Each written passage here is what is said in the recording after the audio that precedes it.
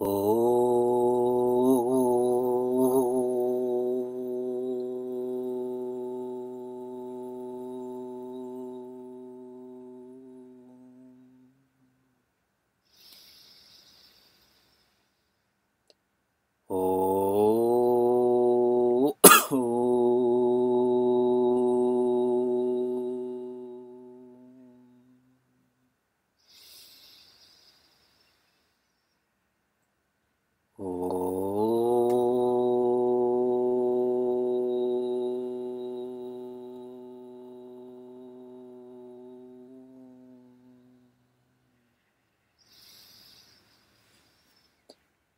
Om Vakratunda Mahakaya Suryakoti Samaprabha Nirvignam Kurume Deva Sarvakaryeshu Sarvada Saraswati Namastubhyam Varade Kamarupini Vidyarambham Karishyami Siddhir Bhavatu Me Sada Gurur Brahma Gurur Vishnu Gurur Devo Maheshwaraha Gurudeva Param Brahma Tasmai Shri Gurave Namaha.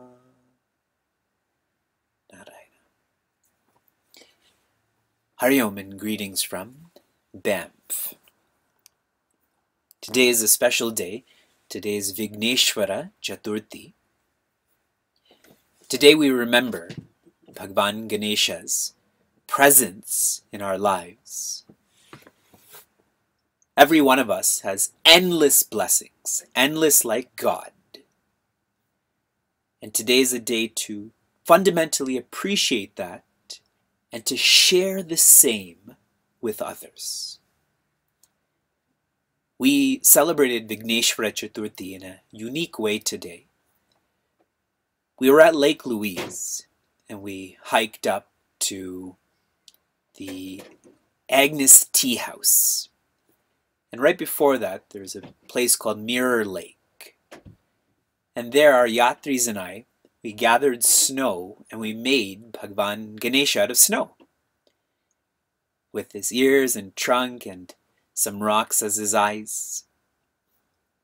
And then we chanted Vakratunda Mahakaya, as we just did.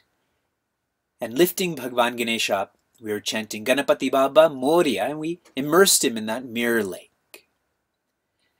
And what's deep about this is that that snow is water, and that lake is water also. Yes, we are like snow. We're like water that is more manifest. I have hands, I have a name. And God is like water, which is less manifest. God doesn't have a form that I can weigh. God doesn't have a name that I can call out and I can get that response right away. But they're the same. Water and snow are the same, and Vigneshwara Chaturthi is a time for Vivek to immerse himself in his cause, to remember his Creator. Every one of us has the potential to be infinitely joyous, independently joyous. We need help though, because we've been trying. We are dependently joyous. And for all of those in the meditation and life course, I called that happiness. We say we're happy, but it comes and goes. Dependent joy is happiness. Independent joy is a different depth.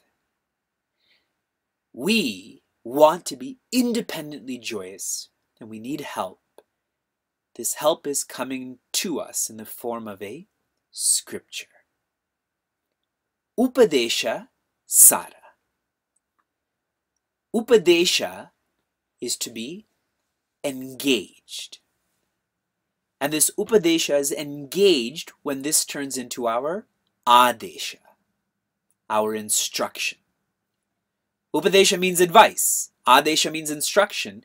When I turn advice into instruction, into a plan, that shows I've understood the essence of this guidance, that this guidance is going to help me to be independently joyous. Upadesha Sara is a composition of Sri Ramana. And there's many, many, many narrations of Sri Ramana. Week by week, I'll share some more. Many believe Sri Ramana to be an incarnation of Kartikeya, that is the son of Bhagavan Shiva. Maybe this is why he went to Arunachala, which is in the form of a gigantic Shivalinga. And he looked at Arunachala and said, I'm home. Like a child when they see their parents, or the other way around, how much love is exchanged. I've been traveling for many days, and when I finally get to go back to home, and I get to see Sheila and I get to see Vyasa, I'm home. And there's an exchange, a physical exchange, a mental exchange. So our Sri Ramana is an incarnation of Kartikeya. In Upadesha Sara, in the first shloka, Sri Ramana is guiding us to understand what actions are, to understand what results are, to understand that actions cannot create freedom. Jnana can create moksha. Jnana or knowledge is not an action. Moksha or freedom is not a result. But this is confusing. We are told to act. We're told to follow our responsibilities. Why? Actions facilitate purity. Purity of our software, our mind put simply. And only when our software is ready, only when the mind is pure, can knowledge have the impact that knowledge should have. So are actions important? Yes. Actions help to facilitate purity, which facilitates knowledge, which facilitates freedom. But do not think that actions are the direct cause for freedom. And this sounds simple as we're nodding our heads now. But did you believe that this morning? Are you going to believe that tomorrow during the day? Upadesha Sara is a reminder of the truth. We continue to shloka 2. New meter from what we're used to. It is shorter, it is sweeter. Please repeat after me. Kritimaho dadau patanakaranam. Kritimaho dadau patanakaranam. Phalamashashvatam gati nirodakam. Phalamashashvatam gati nirodakam. Together. Kritimaho dadau patanakaranam. Phalamashashvatam gati nirodakam. Sri Ramana shares. Kriti here, you should think of like krita, karma. It means action. Maha udadau. Maha means great, big. Udadau here is in the ocean. So he's comparing actions to be like a vast ocean. Actions to be a body of water that has no end. Now, why is this comparison being used? The youngest person in our course may be 18 years old. And the oldest person in our course may be 88 years old. Who knows? Now reflect on all you've done in your life. It could be traveling, it could be creating, it could be sharing. All that you've done in your life. What you've done, has that created independent joy? Do you act out of fulfillment, or do you act for fulfillment? We keep acting and acting and acting, but where's the rest? And that's why this is compared to an ocean. When you're in a pool, you can swim side to side, and there's rest. You hold on to the ladder, to the ledge. In a river even. Once you get to an ocean, you just keep waiting and waiting and waiting. I'm saying waiting with a D. Waiting. And then finally you cannot wait anymore. And you drown. But the challenge with our belief system is that when Vivek drowns, he's going to be born again into that same ocean, and I'm going to have to wade some more. And it's going to be worse because I'm going to be young enough to wade longer. So our game of actions is an ocean where there is no end. Patana karanam. This becomes our karanam. This becomes the cause for patana, our falling. What does falling feel like? Falling feels like being busy. Yes? We keep hearing in self-development, in Sanatana Dharma, the need for intention. Eat intentionally. Speak intentionally. Think intentionally. But a busy person is not intentional. All they're doing is implementation. Drive here, buy this, go to this class, get this degree, etc., etc., etc. Sign up for Upadesha Sara class. Write notes. Implementation without any intellection, without any intention. That becomes our fall, no? We are humans. We have an intellect that can help us be free. All this intellect does is focus on I'm the doer and not you. We compare, we compete, we criticize. This becomes our fall. Now, what Swami Tejamayananda shared with us in regards to this thought. How many of you have heard of the Hridaya Grantihi? How many of you have heard of that? Grantihi means knot. Hridaya means heart. The three knots in our heart, the three knots that tie us, are known as avidya, kama, karma. Avidya means ignorance, kama means desire, and karma means action. I'm ignorant that my nature is joy, so I keep desiring joy by coming to Banff and staying at awesome spas. Don't think we're doing that. We're going to a campsite without power. And then you have to act on that. Actions don't bind us. Actions do not bind us. It is our relationship with actions that bind us. When an action is selfish, that's desire-based, desire for who? For me. Then it doesn't create more purity like it should. It creates more dirt. I'm more impatient. I'm more grumpy. I'm more sleepy. On our last Canada Yatra, these mountains, they remind me of Frodo going to bring the ring to Sauron, or the eye. I may be mixing up the terminology, so I assign each of our yatris a personality from Lord of the Rings. Naturally, I got to be Gandalf.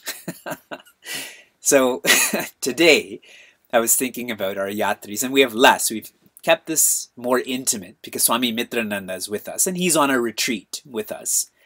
So today, for some reason, there's so much snow yesterday, today. So I was thinking snow. Then Snow White. Then Snow White and the Seven Dwarfs. So then I was thinking Each of our yatris kind of fits into a certain personality of these dwarves. One's more sleepy, one's more goofy. So I have to do some more research about the personalities of these dwarves and assign them properly to our yatris. But my point here is that when I am someone who's busy, someone who's always engaged in implementation, then that reason for why I'm doing is not helping me to understand knowledge, to be free. So don't blame action. It is our poor intention behind action that has to be blamed. Where did it come from? Desire. Where did that come from? Incompleteness. Patana karanam. The third quarter is very simple, very hurtful. Palam. Palam means fruit. Palam means result. What is the nature of fruits and results? Ashashwatam. They are perishing. As soon as you have it, it's gone. Every fruit in our life, every result in our life has come and gone. This is simple. We all know this intellectually, but it's hurtful because we still don't act like this is the truth. If we connect this to the previous shloka, suppose actions are our part. Suppose I am the controller. But in the last shloka we studied that the results are Bhagwan's part, are the Creator's part. I have part of the responsibility, my Creator has part of the responsibility. Isn't that how corporations or any sort of team works?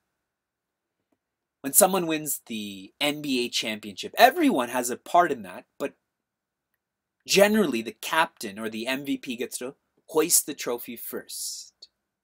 And then they pass the trophy around. Now if a team loses, who do they point fingers at first? At the captain, correct? Even though it may not have been her or his fault. It could have been someone else's fault. We have part of the responsibility. Our Creator does. And the more I acknowledge the Creator's role in fruits, in results, the more I live with prasada buddhi. Buddhi means with this intention that all that I receive should make me cheerful. Prasada means that which delights. If you can just analyze today, everything that happened to you today, prasada. Technically it is, but it doesn't feel like that, right?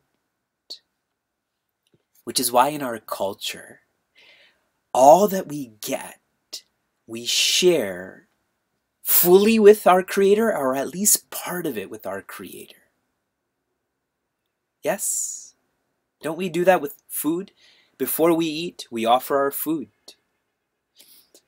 When we were studying and we were in Uttarkashi, we actually had to go to the city, however big a city Uttarkashi is, with bags, and we had to collect bhiksha.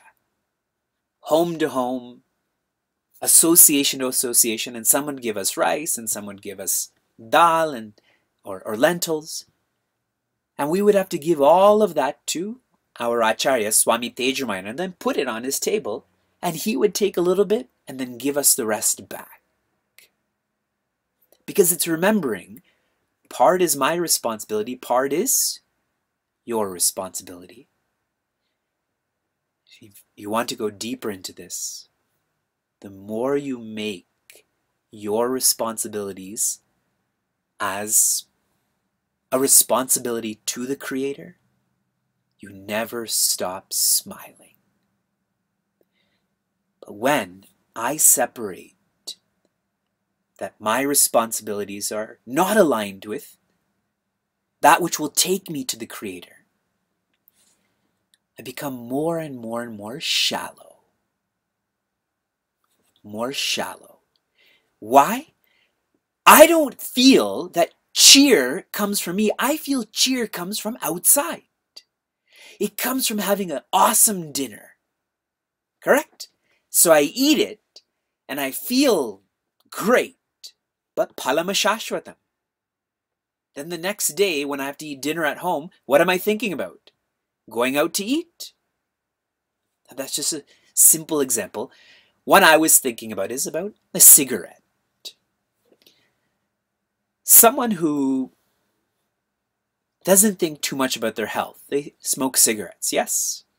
And so when you smoke a cigarette, that nicotine hits your blood and you feel relaxed. Relax, smoke a cigarette. But then as soon as that eases out, you feel tense. So what do? Light up another. Light up another. Smoke 2-3 packs a day. Yes? See how the shallower I become, the more I need external support. When someone doesn't know that everything we act towards is going to create a result, and that result, I think, is going to make me joyous, I become more shallow. And we all know shallow people. How do shallow people act? They're judgmental. They're insecure. And on and on and on. Last quarter, Gati Nirodhakam. Gati means progress. Gati means what we want to be, where we want to go. Nirodhakam, this stops us. This blocks us. When I act and act and act, and I think that the results are going to bring me more and more and more joy, this causes my fall, and I never grow up. I never evolve. What's dangerous about this lack of understanding is we have so much of dependency on the future and we don't even know it's happening. Today I told a group of yatris, one is making a change in their profession, another is about to begin her profession. Write down what kind of person you are today. And 1 year from now, after you've gone through a new profession, write down how you are. And if you find that you're less cheerful, less accepting, if you find you have less reason to wake up, then what was the point of that profession? Isn't that profession supposed to make you better? For those in families, this you don't even know what's happening is even more subtle. We have our kids and we love them as infants, and soon they're 10 years old. And we grow attached to each other, attached to the things around us. What happened? It's so subtle, we don't even know what's happening. People becoming jaded in university. There are these dreams of being the ideal student, and then that taint kicks in of depending on not you. The more that we desire means I am incomplete and I have a desire for an article, being, circumstance to complete me, the more dependency there is. Is there anyone who wants to be more dependent? What's fascinating about this is we want people to be dependent on us, isn't it? We feel good about ourselves when someone depends on me. It's so contradictory. I want to be independent, but I want people to depend on me. This ego is too much of a master. And another word for dependence is vasana. Stink. I don't know why people say vasana means fragrance. It means stink. The more dependent I become, the more stinky I become. The more independent I become, the more fragrant I become. So now here I am. I keep acting. I keep expecting. I'm stuck. But then how did I come across Upadesha Sara of Sri Ramana? How did I come across all of this satsang? Grace. Grace found its way into our life and is kicking us to be more vigilant, to pay more attention to who we are, what we're doing, the kind of person we're becoming. In the movie Inception, when everyone's stuck in limbo, it's that kick that wakes them up to reality, yes? Grace kicks us. And initially that kick hurts a lot. But soon enough, we are grateful for that grace in the form of a kick because we know it saved us from being way more dependent, way more desirous. Please feel like you're kicked for half an hour while I'm speaking. This kick is for us to be vigilant. Actions that are meaningful help my software to be calm, quiet, still, so that when my guide, when Upadesha comes into my life and says, "You are happiness, you are joy," I don't smile and nod like this is me superficially acknowledging. I smile and nod with such passion that this is my experience.